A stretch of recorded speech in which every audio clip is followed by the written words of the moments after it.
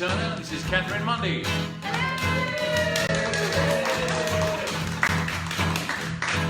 This is the Mind Over Matters Blues. Well, he's a man with a mission full of indecision. Yeah, he's got ifs and buts and onlys, and he's crowded but he's lonely. Oh, he's got motion and velocity and things he couldn't possibly do if he tried. He's just as long as he is wide, and as tall as he achieves, and if that's all that he believes, he's got the mind over matters blues. He's got no place or position, only acres of ambition. Yeah, he's got goals and guidelines, but he's sitting on the sideline while his life is slipping by, and he stands around in wonder at the failures he designed and the illusions he was under. And he's visualized an ambush like a worn-out shoe. He's got the mind over matters blues. He's all dressed up for playing, but the orchestra keeps saying who and what, to where, and mostly why. So he says it doesn't matter, says it doesn't mind. He looks around and catches himself in a lie. Well, he's got flexible emotions and a pocket full of notions. Yeah, he's got hardened attitudes, and he's had his fill of platitudes. Just like water on the moon, it's impossible to find. He's way out through the maze, he's going crazy in his mind. It's everyone and everything that he never gets to choose. He's got the mind over matters blues. He's all dressed up for playing, but the orchestra keeps saying who and what, who, where, and mostly why. So he said it doesn't matter, said it doesn't mind. He looks around and tells me now, what does he find? He finds a man with a mission full of indecision. Well, he's got ifs and buts and onlys, and he's crowded but he's lonely. He's got motion and velocity and things he couldn't possibly do, but he tries, cause he's as long as he is wide, and as tall as he believes, and if that's all that he achieves, he's lost the mind over matters blues.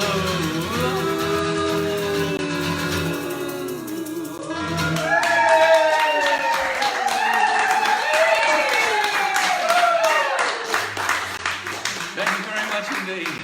Thank you, and welcome to the Passion Roulette concert, the first in a series of 4 concerts that I'll be doing. Not the UK tour. Not the UK tour. For those of you who expected to see me in the UK, I am conspicuous by my absence.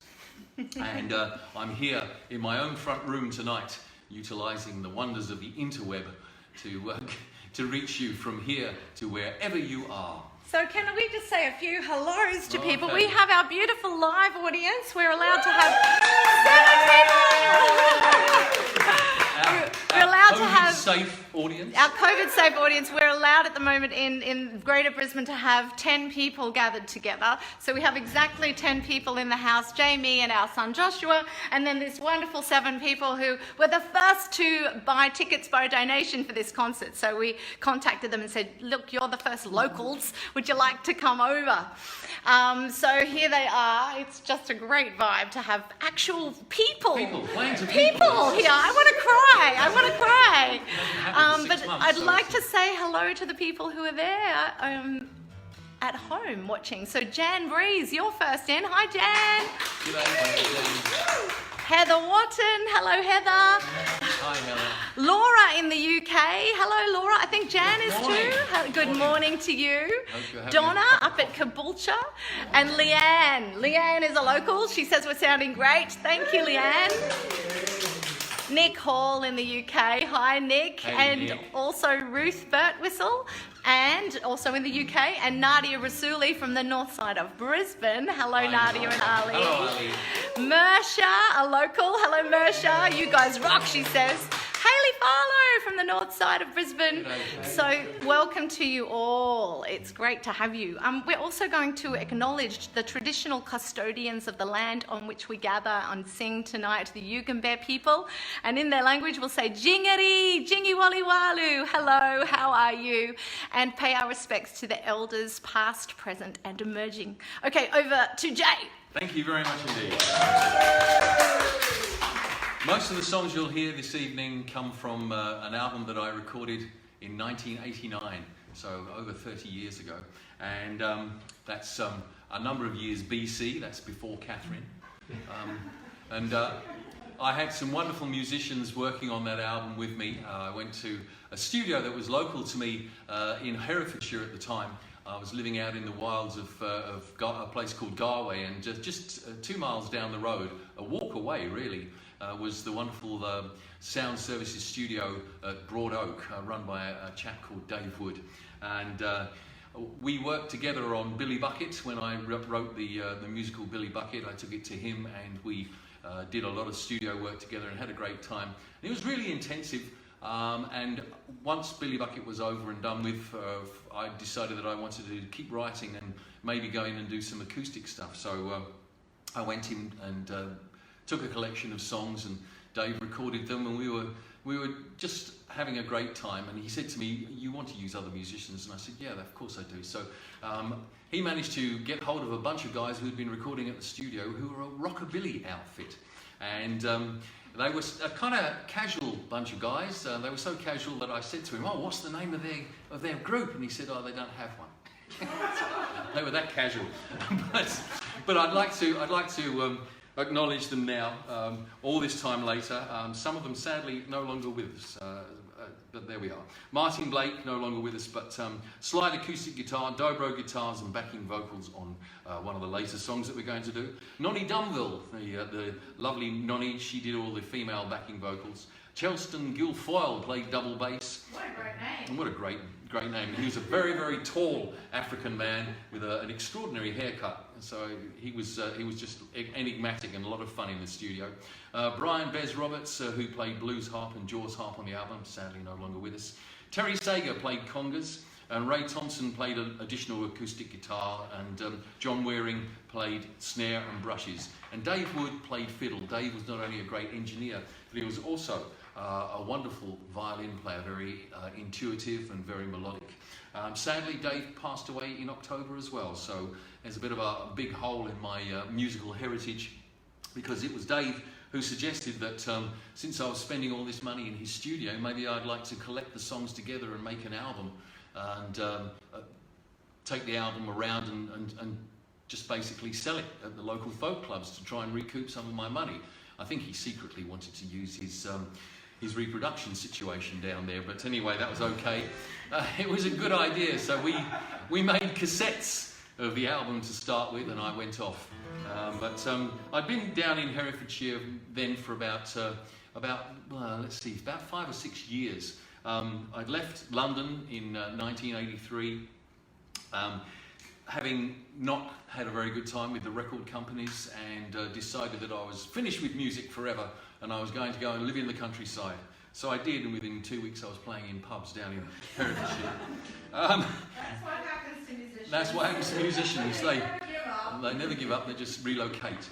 And anyway, but it wasn't very long before the magic of the Herefordshire countryside was working on me, and I think that probably my most productive songwriting period ever. I'd been writing songs then since 1970, and even so, it was more intensive, and this one came up. I have no idea what it means, but I think that it's definitely really to do with the fact that I was living next to, I guess about 100 metres away, a 10th century Knights Templars church, and just down the lane by about a mile was the castle, Monmouth Castle. So actually it wasn't Monmouth, it was, what's that name of that?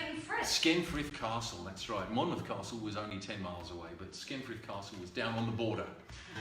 Anyway, walking down that road one of those days, I started thinking about these words, and when I got home I wrote them down. Cath is going to do the solo that Dave did on the album. In fact, she's going to replace all the musicians that were on the album. Very ably, I can say. Mountains and Mist. We would walk and talk as lovers do, and promise each other the earth and the skies above. And we would play all the silly games that some people play in the guise of love, in the guise of love. And we'd accuse the heavens openly for the passion of the kiss, for the power to express but not explain. Then we'd walk and talk and war and lie to each other again. Oh, you cannot see the mountains for the mist, my love, and you cannot see the forest for the trees. No, you cannot see the mountains for the mist, my love, but you can see into the very heart of me. Yes, you can see into the very heart of me. We weren't fooling anyone, least of all the stars. They looked down and smiled at the cunning of youth, and the silly games that some people play with each other in the place of truth, in the place of truth.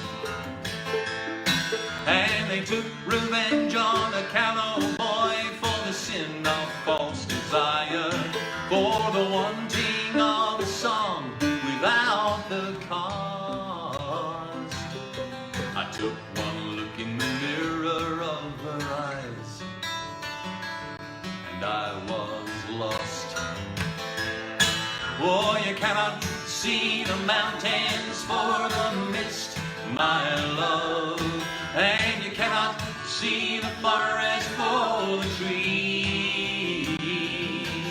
No, you cannot see the mountains for the mist, my love, but you can see into the very heart of me. Yes, you can see into the very heart of me.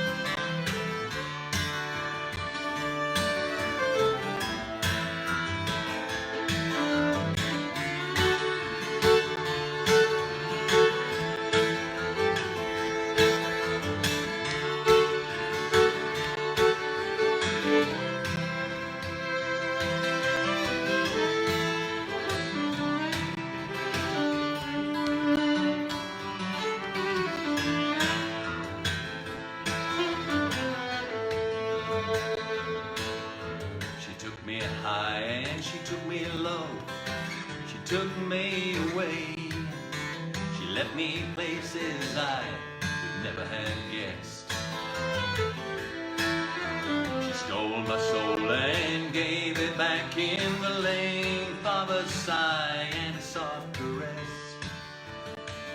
A soft caress. And the stars looked down and pitied me for the fool that I'd become.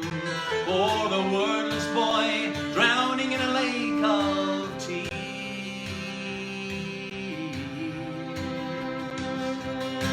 Then the moon smiled and gave his girl to me for 1,000 years. Oh, you cannot see the mountains for the mist, my love, and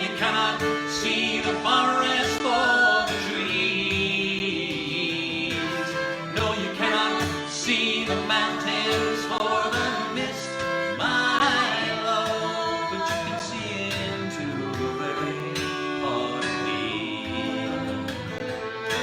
Yes, you can see into a very part of me. We would walk and talk as lovers do, and promise each other the earth and the skies above.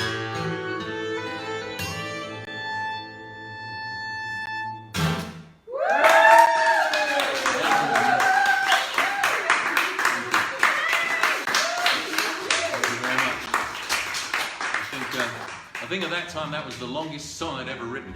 It is a very long song. It's a long song. It's beautiful though. I'm just checking in to see who else we've got here. We've got Hayley saying, I'm multitasking, that's what I do so well. Yeah. Maybe. Let's do this in. Yes. James Lawson from the UK. Hi, James. Hey, James. Good to see you. Betty and Carl. That's Yes. Cheryl's parents. Hello, yes. Betty and Carl. Hey, guys. Just down the road in Rochester. Yeah, and I also saw that there were the Murdochs watching as well. Ah, the Murdochs. More From about the Murdochs Scotland. later. Yeah, and Chris Bates in the UK has just managed to get on and watch. I just sent him a direct link, because he's not a Facebook user, and we were determined to make sure that non-Facebook users could watch as well. So hello to you, Chris. Chris has been a very long time supporter. And Fran of me Stanfield, and another long-time long supporter, time. and Fran was organising one of the gigs on the tour. It's great to have you with us, Fran. And Fran has been a guest in our home here, and she's come along to choir a few times. Yep, in the North Wing. All right, let's go on. Let's carry on. Okay, so the album was going to be called Passion Roulette after this next song. I had a number of previous incarnations in my bid to become a pop star,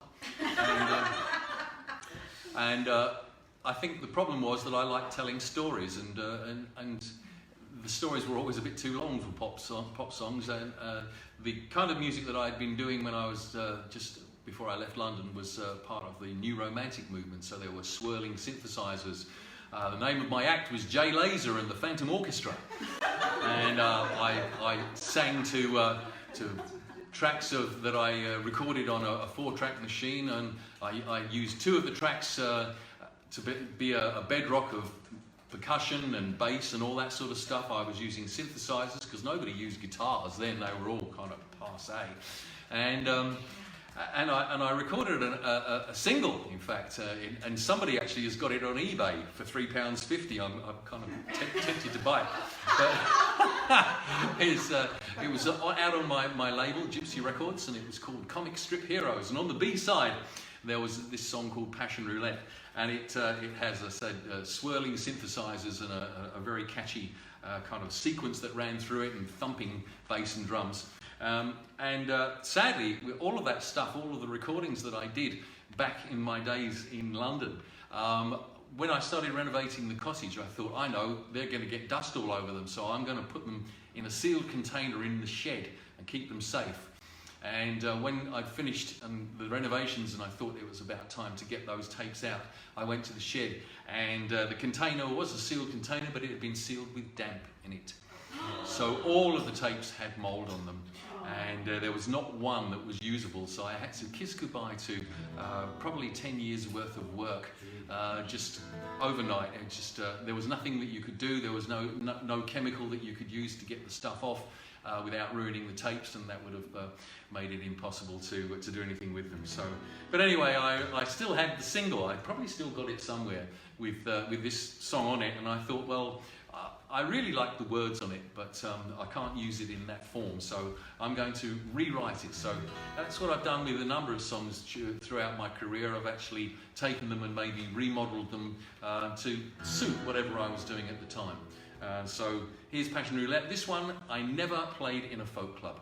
I thought We've never performed it live ever. We've never anywhere. performed it live. This is a world debut. because I just thought it wasn't folky enough for the folk clubs, and so it just kind of faded from significance. But I kind of like it. Passion Roulette.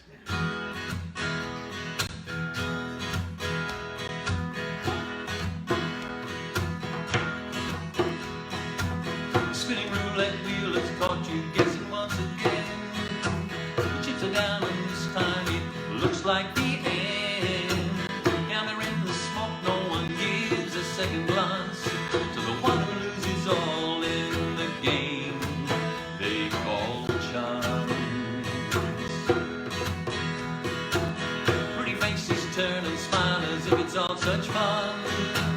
What a shame you lost the game and the evening's just begun.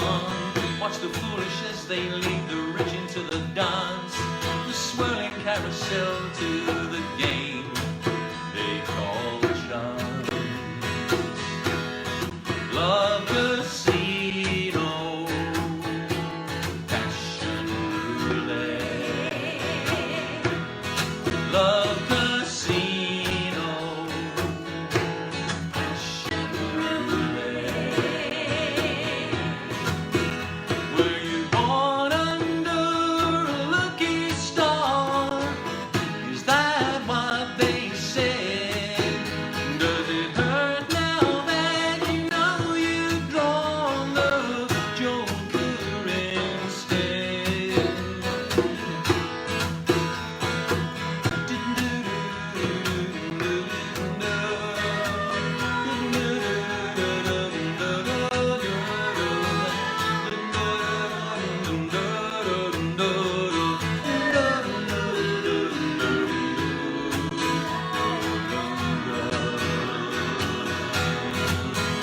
Were you born under a lucky star?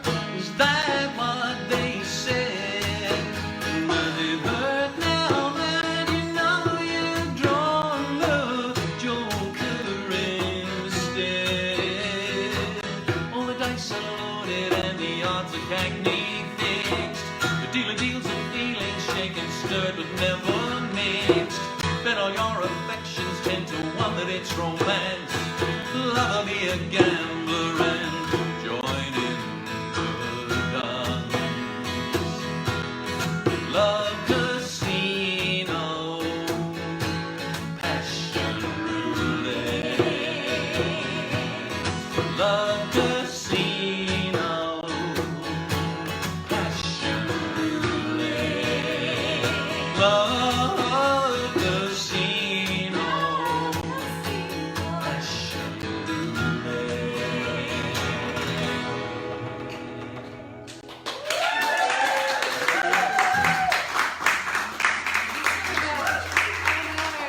What do you call it? It's something Like a Latin. samba or something like that. Yeah. I didn't think that.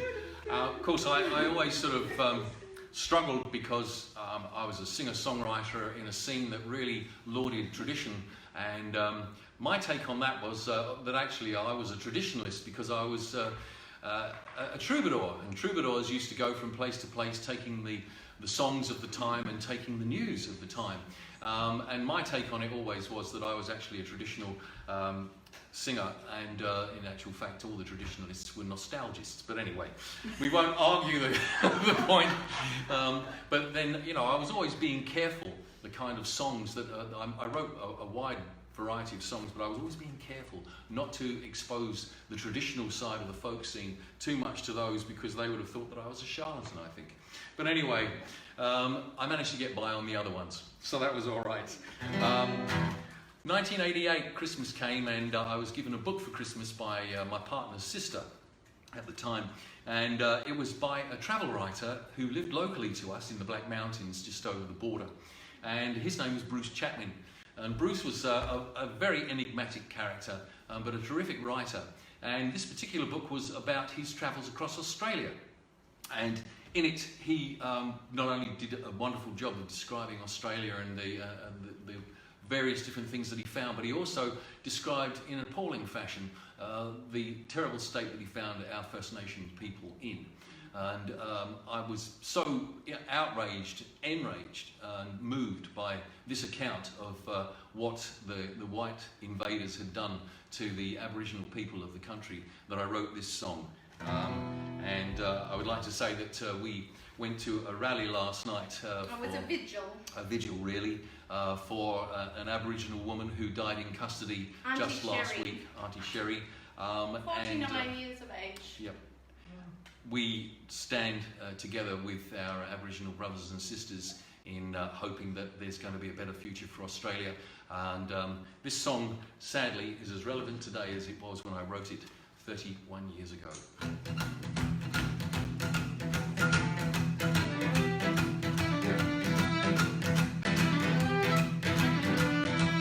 I am a black man, Aborigine. You came to my country, soldier and missionary. You pitied my condition, you said you'd set me free, set me free.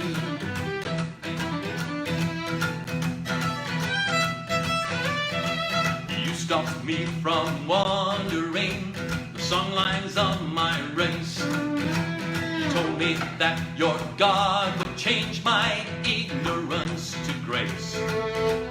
Then you gave me a bottle to put a smile on my face, on my face. Dreamtime, come take me away. Dreamtime, come take me away. Dreamtime, come take me away. Take me away. You changed my whole existence. You stole my dignity. You gave my land to foreigners and then discarded me. And now that I'm degraded, you don't like what you see. What you see. Dreamtime, come take me away. Dreamtime, come take me away. Dreamtime, come take me away.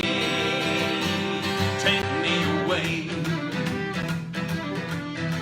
I used to come and go just like the breeze, and honor my ancestors as I please. I kept this land unspoiled for 100,000 years before you came here.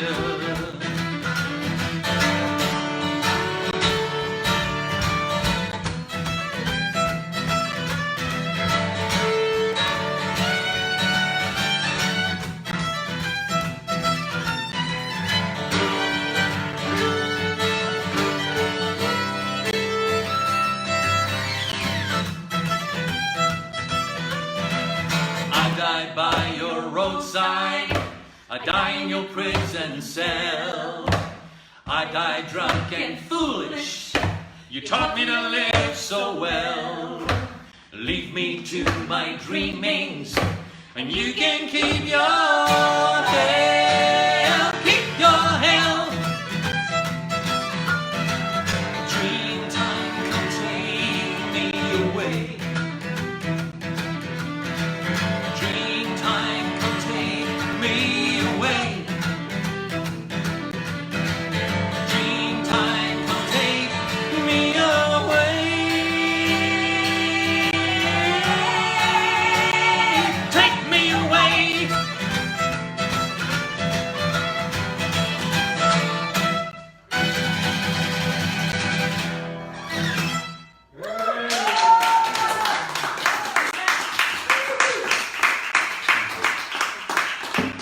Thank you very much. Okay, I mentioned at the beginning that not all of the songs here this evening are going to be from Passion Roulette, because I figured that it would be nice to introduce some of the newer material that I've been writing. And over the years, I suppose once since we stopped touring just after the birth of our son Joshua, and came to live in Australia and settle down, because it's not possible to tour with a baby. Especially, well, but we needed a lot of help. We needed a lot of help, and since we were both on stage when we were performing, it was going to be very difficult. So we decided that we would give that side of things a rest, and we couldn't do very much about that. Anyway, years went by, and Joshua was growing, and I thought to myself, wouldn't it be nice to write a song for him? You know, to maybe just try to pass on some of the limited wisdom that I've got to him. And so I wrote this song, and again, it's never been performed in public, so this is another first for this evening. A debut! A debut. We're going to dedicate it to someone very special. We Whose are too. birthday it is today. It's Karen Dove's birthday over in Coventry in the UK. And G'day, Karen. She has been a huge friend to us for many, many years, and she is actually Joshua's godmother. So it seems appropriate that on her birthday we dedicate the debut of this song for Joshua to you, Karen. We love you and we miss you. Have a lovely birthday. Yeah, have a wonderful time. As with all sons, all children probably, but all sons especially, Joshua doesn't want my advice. This song was all about him becoming who he wanted to be, and he has definitely done that. So regardless of whether he was listening to the song or not, he's managed to adhere to at least some of the things that I was hoping for in many surprising and unusual ways.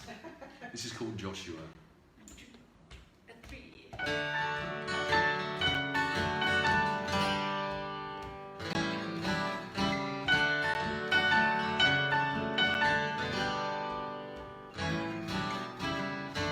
Sing your own song, Joshua. Sing your own song, my son. Sing your own song, Joshua. Sing it out for everyone to hear, loud and clear, proud and strong. Sing your own song.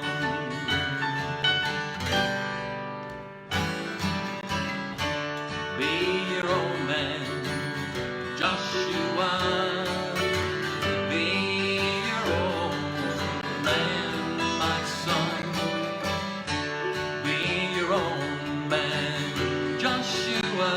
Way.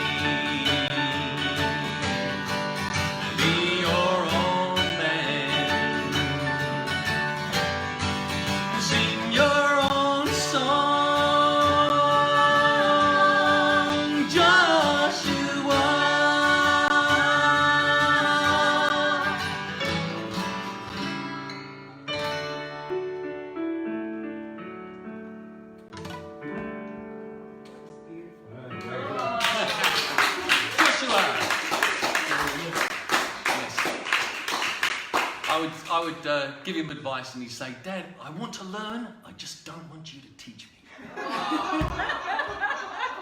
He's his own. It's just as well that we're unschoolers. And he's learned a lot. He knows more than I do. He's got far deeper and broader interests than I ever had, especially at his age. He's only nearly 14. He's as tall as I am and much broader, I suspect.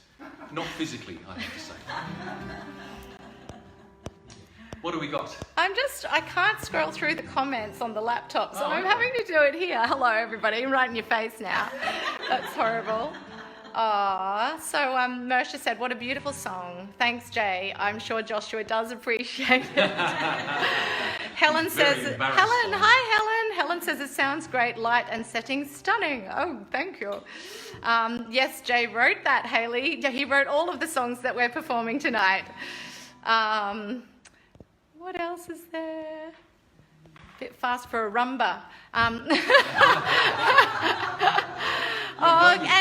hello to Claire McRae in the UK. Claire and Jeanette, hello. Good to have you. Denise Hughes, hi Denise. Denise has been a long time Jay Turner fan and Mundy-Turner fan. Thank you. All right. Okay, we're ready to do this next debut. Yes, another debut. This is another song that will hopefully be on my next album, which is going to be called 2020, or at least that's what I think it is. As I said before, not really named after the year, because who would? But named after the idea that It'd be nice to be able to see. It would be nice. It'd be nice to have that kind of vision. Hope for that kind of vision. We're back to books again, I suppose. A lot of my inspiration comes from things that I read, not only things that I see and experience and people that I meet. This particular book we actually bought for your mum back in for my mum 2017 for Christmas, because we couldn't think of anything else to get her, so we thought we'd get her a funny book. And we gave it to her, and she absolutely loved it, and she said, I think you would really like this. So we took it back, and she's never got it back again. Tell everyone what it's called. It's called To Siri with Love. Show them the cover. By Judith Newman. I don't know if you can see the cover well enough. Oh, got to hold it in the right place. To Siri with Love. Not to Sir with Love, To Siri with Love. It says, a mother, her autistic son, and the kindness of machines. And it extols the virtues of that Apple app that is so useful to her in their situation. She has twin sons, one of whom is autistic, Gus, and one who's not, Henry. And she writes... they live in New York. They live in New York City. She describes their life in New York with the two boys, and it's heartrending, and it's also very funny and amazing. Yeah. But there was one chapter that really struck Jay particularly. Yeah. We all loved this chapter, but this one is the one that inspired the song for Jay. So we're going to read a short excerpt. We're going to read an excerpt about a man called Darius McCollum. Darius is autistic. People say that you shouldn't say people are autistic, but actually, you know... He's on the spectrum. He's on the spectrum. And he is a native of Queens in New York. And he's a black man. So, I can't stand it. He did it again. There he is, doing the walk of shame. Head bowed, hands cuffed behind him. Another poor black man arrested in his ill-fitting Nike knockoff windbreaker. Only it wasn't guns or drugs. And this wasn't just another lost soul to me. Every time I look at Darius McCollum, I'm reminded how innocence can be misunderstood and twisted, and I worry for my son Gus's future. On the 11th of November 2015, Darius McCollum walked into Port Authority, the United States' busiest bus terminal in New York, and took a bus. He got behind the wheel, drove it out of the terminal, and motored through Brooklyn. Then he got caught. And now he's behind bars again. A bus is generally the last thing most people would want to steal from the Port Authority. Something from the tuck shop, maybe. But Darius is not most people. He was 15 when he began his career as a serial transportation thief, impersonating an engineer and driving a subway train for 6 stops before getting caught. Well, that was cheeky for a teenage boy, and Darius became a local hero. We learned he came from a modest family and grew up in Queens, that he had a fascination with trains, planes and buses from the time he was a little boy, and by 8 he had memorised every stop on the New York City subway system. Large and lumbering and decidedly one note in his interests, Darius was bullied at school. He sought refuge at the terminus of the F train near his home. There, the MTA workers, charmed by the smart young teenager, taught him everything they knew. He was a good student, a little too good. Darius is now 50, and over the years his habit of purloining public transportation became less adorable. He's been arrested 27 times, and those were only the times he got caught.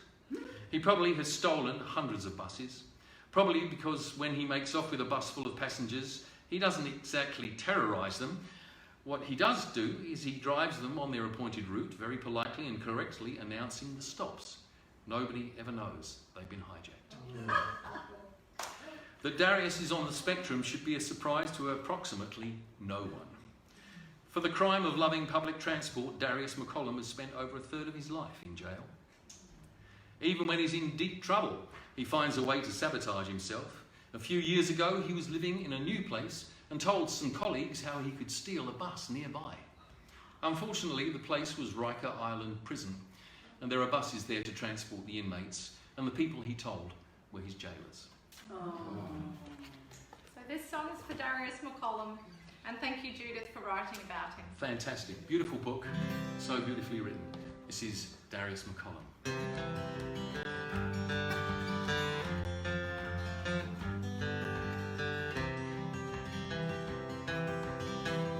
Darius is back in solitary once again. Last time he stole a bus, this time it was a train. He's not a common criminal or antisocially inclined.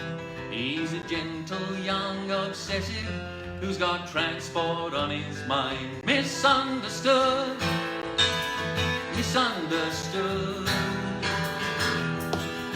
He's a little bit different, that's his only crime. Misunderstood, misunderstood. Please give him a job, not another stretch inside. Darius's parents live miles across the bay. They can't afford to visit him on any given day. So he sits alone in Riker with nothing left to say. Victim of a system that can see no better way. Misunderstood, misunderstood. He's a little bit different, that's his only crime. Misunderstood, misunderstood. Please give him a job, not another stretch inside. I know you'll have your doubts, all he needs is a chance. He's more than reliable, wait and see. He may never sell TVs or teach someone to dance, but he can safely steer from A to B. So give Darius that uniform with the buttons that shine, and every bus or train he drives will turn up right on time, 'cause he's memorized the schedules of every New York City line. So why not use his passion to enhance your life and mine? Misunderstood, misunderstood. He's a little bit different, that's his only crime. Misunderstood, misunderstood. Please give him a job, not another stretch inside. Please give him a job, not another stretch inside. Darius McCollum.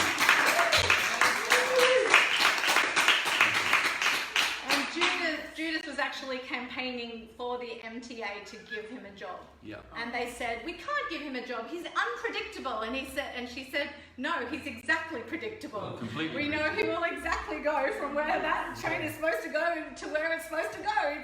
That's what he will do. But they won't give him a chance, and he has spent more time in prison than most murderers. Yeah.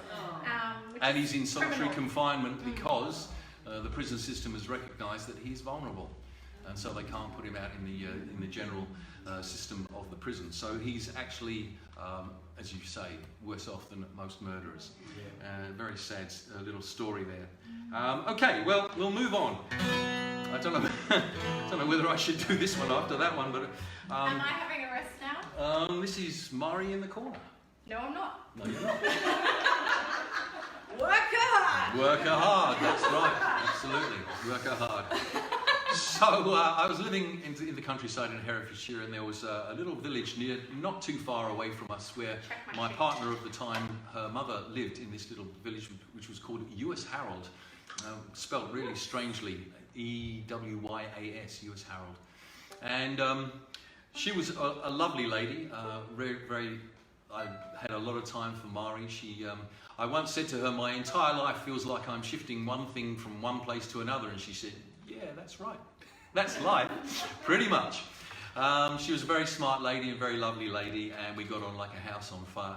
But as the years went by, Mari started to have behaviour changes, and it came to a head one day when she was found wandering in the street in her night clothes. And we were called, my partner and I, and we had to go and do something about it.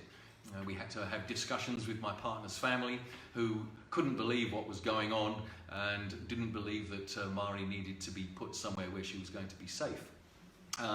So there was a great deal of tussling going on, and they didn't come down very often to see her. So we were in that privileged position of seeing her virtually on a daily basis. We would see the changes that happened to her. They only really believed what had happened when they came down one day and she couldn't remember any of her children's names. So it struck me that there must have been a lot of families who were going through this kind of trauma as aged parents move into possible senility. And this type of situation, wasn't known about Alzheimer's at the time. I don't think much. It was, but not much discussion. No. But now, I mean, here we are. It's 30 years later, so there's a great deal more known about the subject. So I thought I would write a song because I wanted the people out there who maybe were going through this to feel like they weren't alone. So this is Mari in the Corner.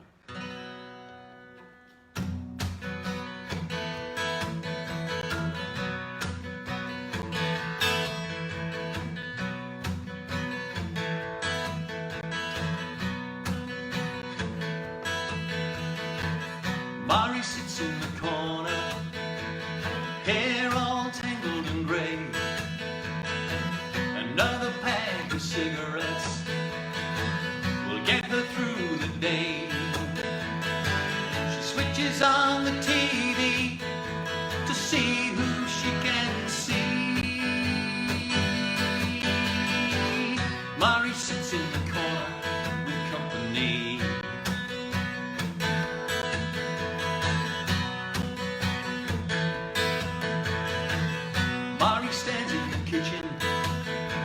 Hiding from the front doorbell. It rings but she doesn't answer. Tells herself she isn't well. She's relieved but lonely when she hears them walking away.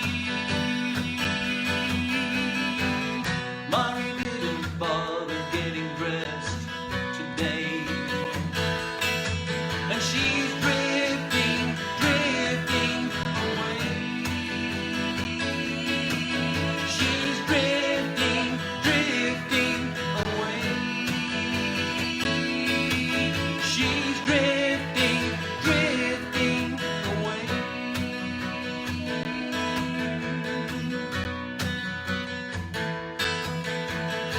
Her children try to understand the changes she's gone through. They argue and they seek advice about what they should do. Sometimes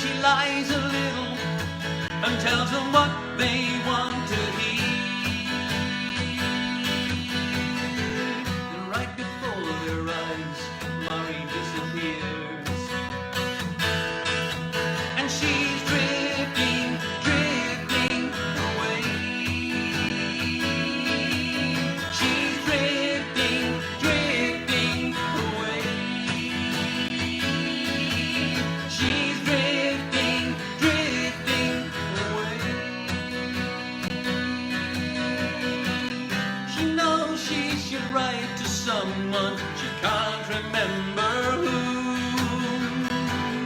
Maybe an old friend from the war who sometimes visits her room. Funny how she remembers 1939. Mary sits in the corner, lost in time.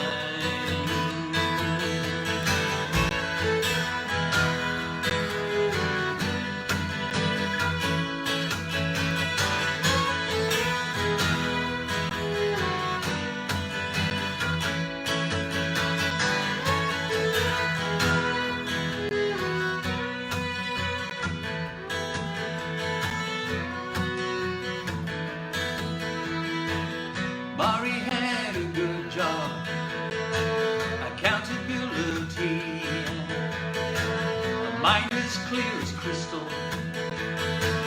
domesticity. But now it's all confusion, and her days just wander on and on and on and on and on and on. And Mari sits in the corner. Mari's gone, and she's drifting, drifting away. She's drifting, drifting away. She's drifting, drifting away.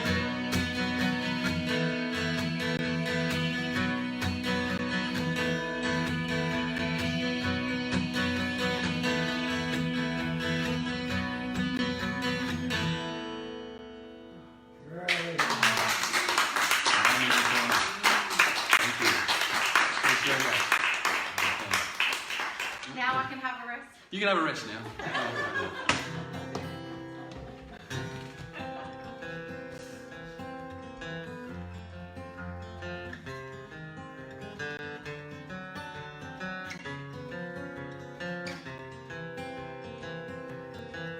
Well, I told you once, way back when, you asked me and I told you then, beware the river of love. And you said, why should I be afraid? And I told you man was never made to survive the river of love. 'Cause it's passion deep and eternity wide, banks of pain on either side, don't fall in the river of love. 'Cause it feels so warm and it tastes so sweet, but you won't ever find your feet again in the river of love. And you said, how come you know so much? Couldn't it be you're just a little out of touch and scared of the river of love? Then you jumped right in without a backward glance, and with you went my last chance of escape from the river of love. 'Cause you cried and you called and you reached out your hand, and I reached out to help you and fell in the river of love. So here we are by choice and mistake. One little slip is all it takes to drown in the river of love. To drown in the river of love. And to drown in the river of love.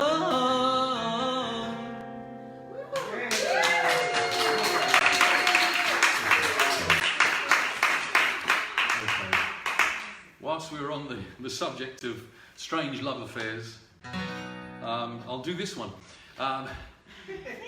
There's many different sorts of love. There's passionate love, there is friendship love, there is deep abiding love, there is shallow love, and Many different types. Lust, there's lust. I don't know whether that counts exactly. I'm not sure whether that counts. My wife likes to put in the odd word. Lust is a good one.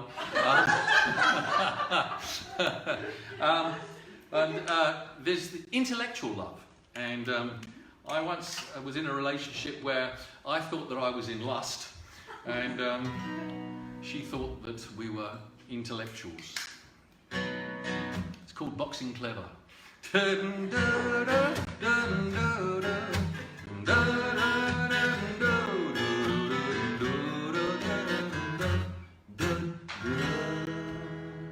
We're talking inconsequentials, the barest of essentials. Then she goes before she should, so she can quit while she's ahead. And she leaves the feeling dangling. It's like hope chasing illusion, or clouds of inconclusion, and wrinkles on the bed. Then she sneaks back like a terrorist and kneecaps my affections. It's political protection, nothing personal at all. But if I ain't for reprisals, there'll be no negotiations. It's a hostage situation, and the shots are hers to call. She's not sure, but she thinks it could be love. She's not sure, but she thinks it could be love. It's all clues and innuendos, messages through broken windows. No elaboration, sort of guess your way around. It's diverting for the meantime, like a drive without the road signs. Forever turning corners, never lost but never found. She's not sure, but she thinks it could be love. She's not sure, but she thinks it could be love. She's not sure, but she thinks it could be love. She's not sure, but she thinks it could be love. It's a dodging and weaving and a ducking and diving, wheeling and dealing affair. All of the smiling and subtle conniving ain't getting us anywhere. So now it's back to boxing clever, neutral corners and whatever. It's always weighing in time, seconds out and hit the bell, sparring lightly for pleasure, doing damage and leisure, in case you give her measure and survive to kiss and tell. She's not sure, but she thinks it could be love. She's not sure, but she thinks it could be love. And I'm sure, yes, I know it isn't love. And I'm sure, yes, I know it isn't love.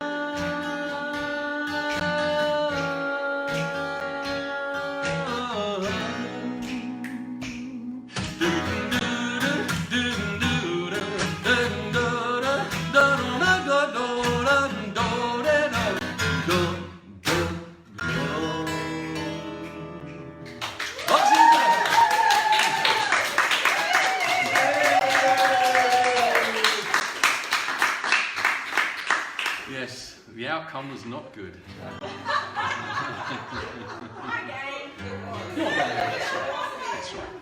That's right. Nobody loses in the end.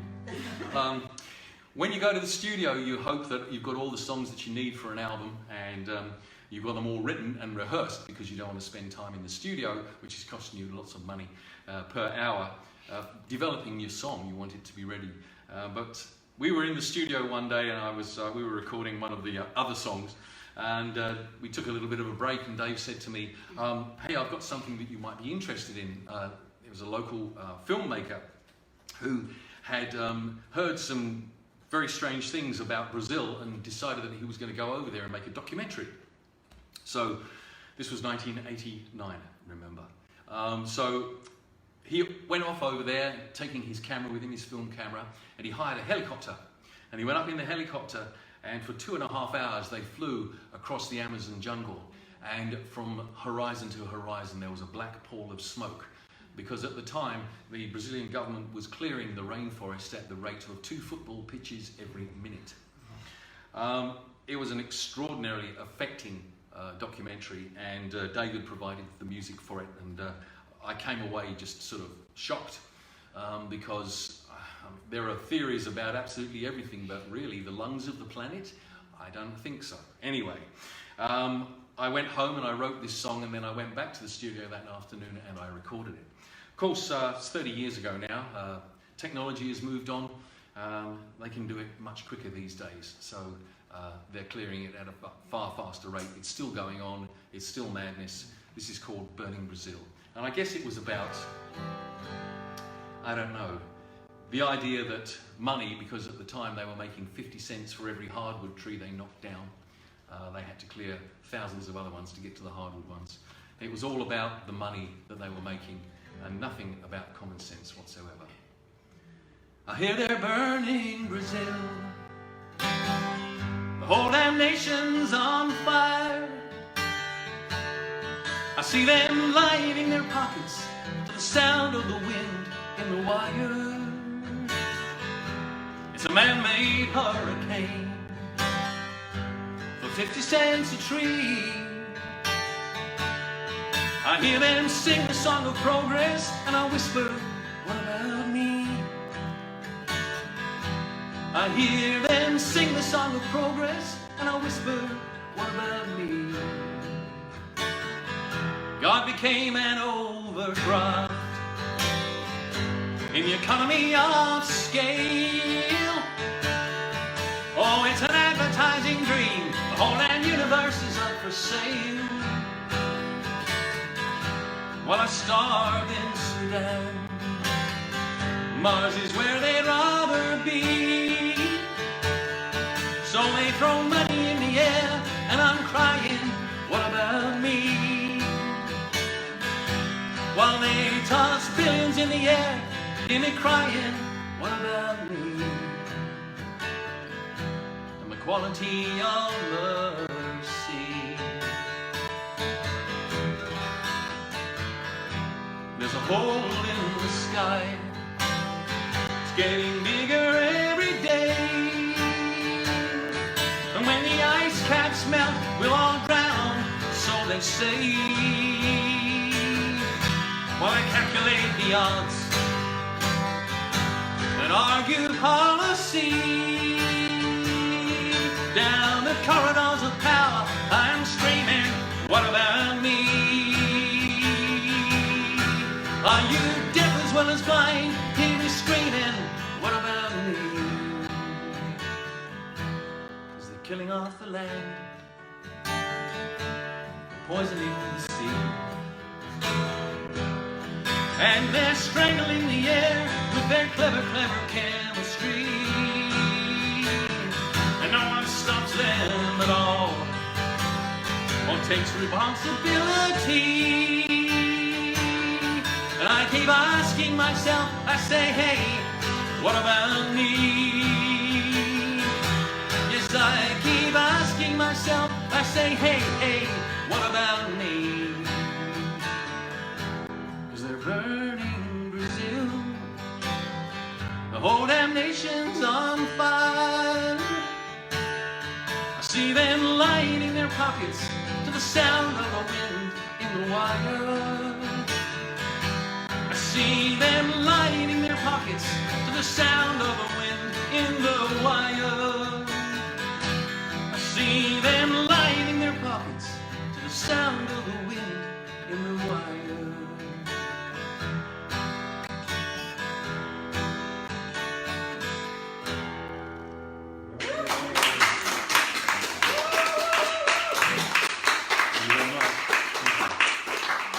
I think Dirty Money?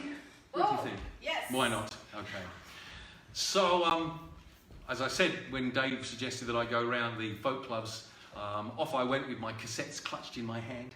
Did my 2 songs. The way that you get gigs at folk clubs is you go and do a floor spot, which is usually 2 or a maximum of 3 songs, because if you're rubbish, they don't want you going on too long. And so the nearest folk club to me turned out to be a place called Newport in Gwent, which is off towards Cardiff. Isn't it interesting that that was your first folk club? It Because was. it was also the for first this tour that we're not having now. No, I was going first club I was going to do on the tour, which is now obviously not going to happen, but may happen in 2021. It's coming full circle. It has. So off I went to the folk club and I did my 2 or 3 songs. I think Dreamtime was one of them. Mountain and Mist was probably the other one, because I didn't want to scare them too much. And and they seemed to enjoy what I was doing. And during the break in the middle of the evening, a couple of the organisers came up to me and they said, "Hey, look, you know, we really like what you're doing. You'd go really well at Cambridge Folk Festival." And I said, "Oh, what's that?" They said, "Oh, well, it's a folk festival. It's one of the biggest ones in the country." I said, "Oh, okay, well, how would I get there?" And they said, "Well, we're going as a club. We're going to go there and we're all going to camp together. And then we're going to, some of the people who are in the club are going to sing at the club tent." I said, "Well, what's that?" They said, "Well, it's a tent where if you belong to a folk club, you can go there and you can play to a festival audience. It's really fantastic experience for all of our people." So I said, "Well, that sounds great." So I bought my ticket and off I went with them. And they were true to their word. It was absolutely right. You queued up, you put your name down, and at a certain point during the day, they would take your name out of the hat and you could go up and play your songs, which was great. So anyway, I did my songs on the first set and really had a fantastic response, much bigger than I ever expected. And one of the people who ran the club tent said, "You know that you can come and play here more than once on the weekend. Not really more than once a day, but if you queue up every morning, you can get a spot every day." So I said, "All right, well, I'll do that, because, you know, I'm here, I need the experience, and I paid my money, and I'm camping in a tent, and it leaks." So, so that was what I did, and this song became a bit of an anthem on that weekend, I have to say. It was really, really gratifying for me to see people doing fist bumps in the air while singing the chorus to this song. So did you then get booked the next year for the festival main stage? I got booked. Out of that, the festival organisers phoned me up, which is almost unheard of, and said, "Would you like to come back to Cambridge next year?" And I said, "Oh yeah, I really enjoyed the club tent." And they said, "No, we want you to be on main stage 1 in the middle of Saturday afternoon." No pressure. No pressure. No pressure. No pressure. So that was what I did, and I think that this song probably had something to do with it. It was about some issues that were around at the time, to do with drugs, to do with poaching in Africa, and to do with toxic waste being dumped, and the politicians in the Midlands of England doing nothing about it. So this is what came up: Dirty Money.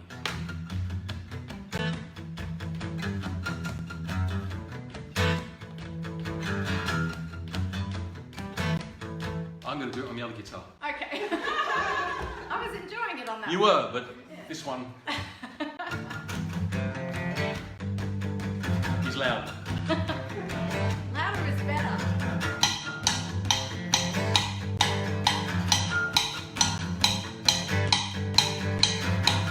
Hey, Mr. Pusher, got my aim set on you.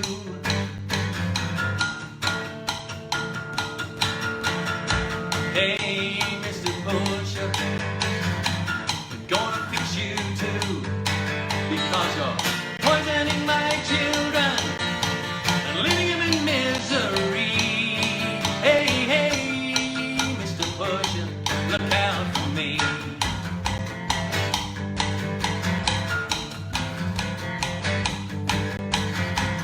Hey, Mr. Poacher, got you in my sights. Catch you in the jungle, gonna put out your lights before you hunt my brothers right into history. Hey, hey, Mr. Poacher, gonna see you bleed. Call it free and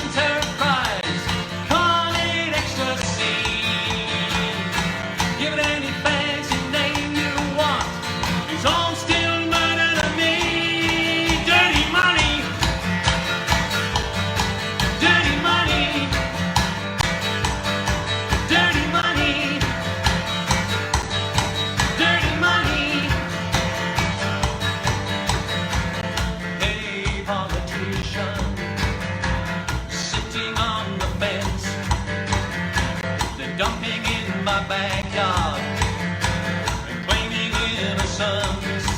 Well, if you don't protect your people, well, now there's no one left to fool. Hey, hey, politician, intoxication rules. Call it free enterprise, call it ecstasy.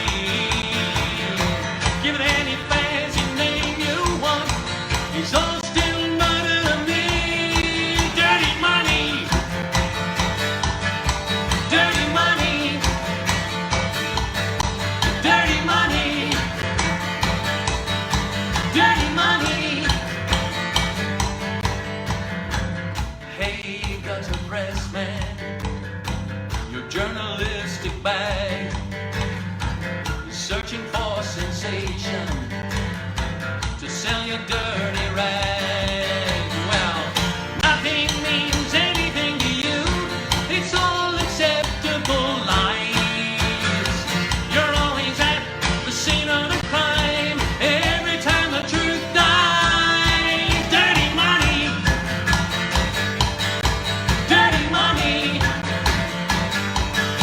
dirty money, dirty, dirty, dirty money, dirty money, dirty money.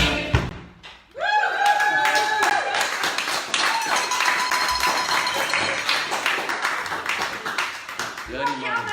Dirty money. I had to put that in just because Cath wanted to play the cowbell. I just wanted something I could play cowbell. If it doesn't have the cowbell, it ain't entertainment. I was hoping I might get to use my bureau. Oh. All right, well, we've sit down, making a spectacle of yourself. Honestly. So we've actually come to the end of the concert. So unless we get an encore, we'll finish with this one. This one came out of Billy Bucket, and as I say, I started rehearsing with the Rockabilly guys, and we wanted to. On the Passion Roulette album, and I really wanted to give them some common ground with me. So this being a bit of a kind of a more of a rock and rolly type of song, I thought was good, and we enjoyed playing on it together so much that it ended up on this album as well as in Billy Bucket. So, but in a very different form because it was much more like skiffle on this particular album. Okay, you ready? Yes! Okay, this is all about my childhood growing up in an Essex town. In the middle of nowhere, where there is nothing to do, there's nothing to say. Life keeps going on in the same old way. And you get, when you're a teenager, to feeling restless.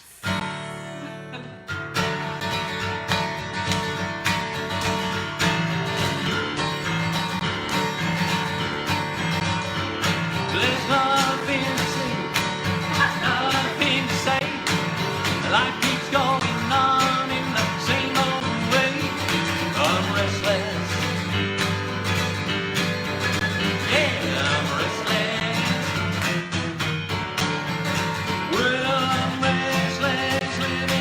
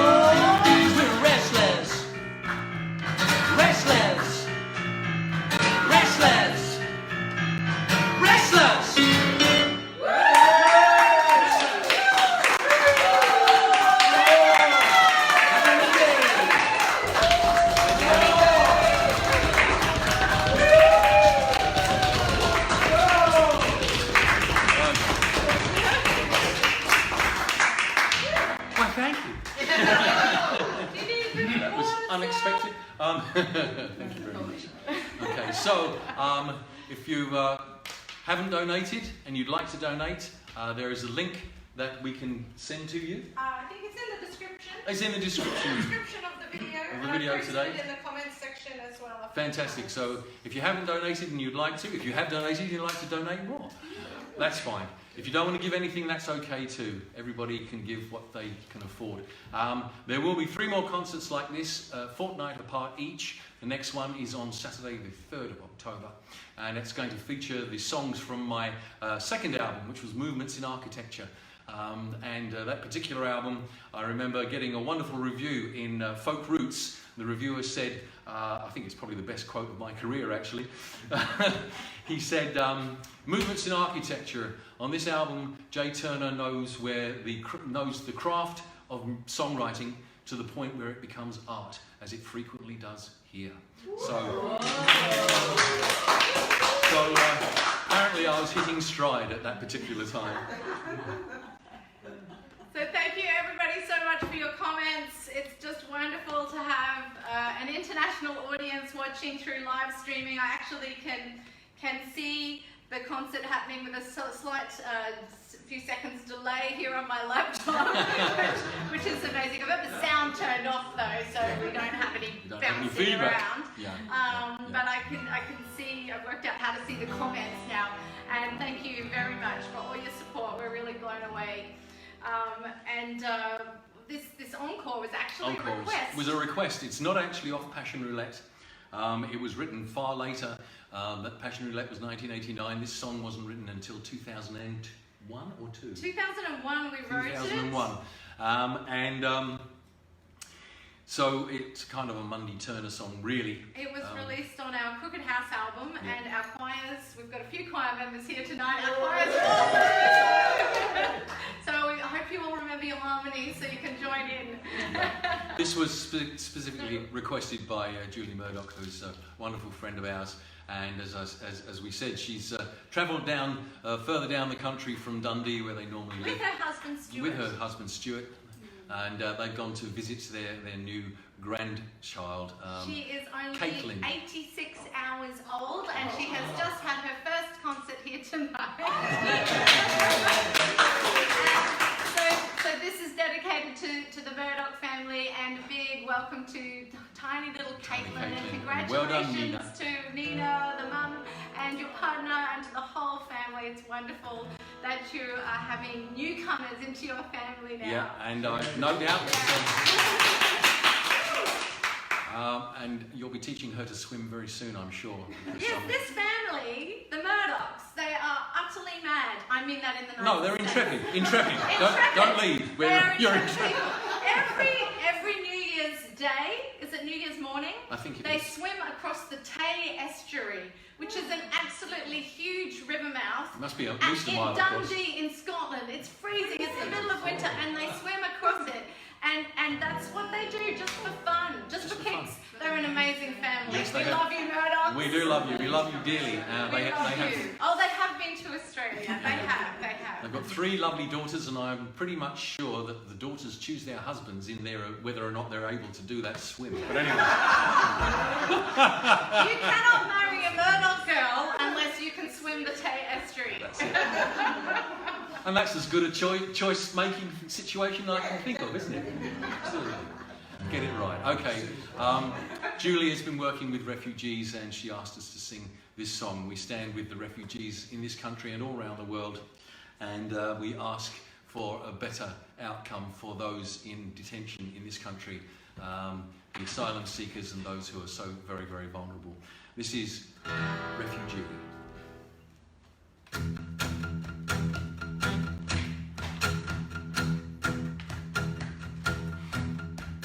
Home, Mercy, mercy, mercy, mercy. home. Mercy, mercy, mercy, mercy. I am a refugee, Mercy, running from the war. I am a refugee. Oh, have mercy on me. I am a refugee, standing at your border,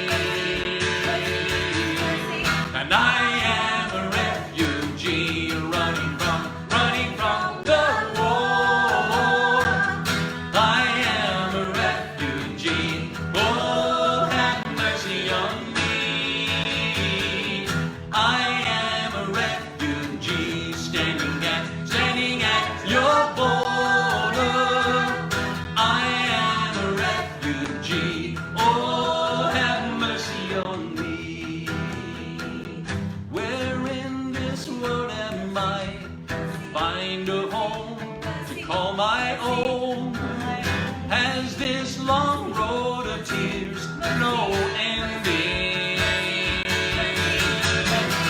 I am a refugee running from the war. I am a refugee. Oh, have mercy on me. I am a refugee standing at your border. I am a refugee. Oh, have mercy on me.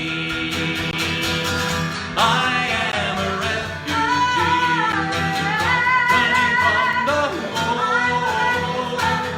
I am a refugee. Oh, have mercy on me.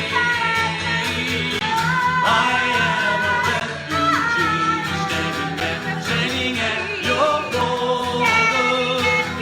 I am a refugee. Oh, have mercy on me. Mercy, mercy, mercy, mercy, mercy, mercy, mercy.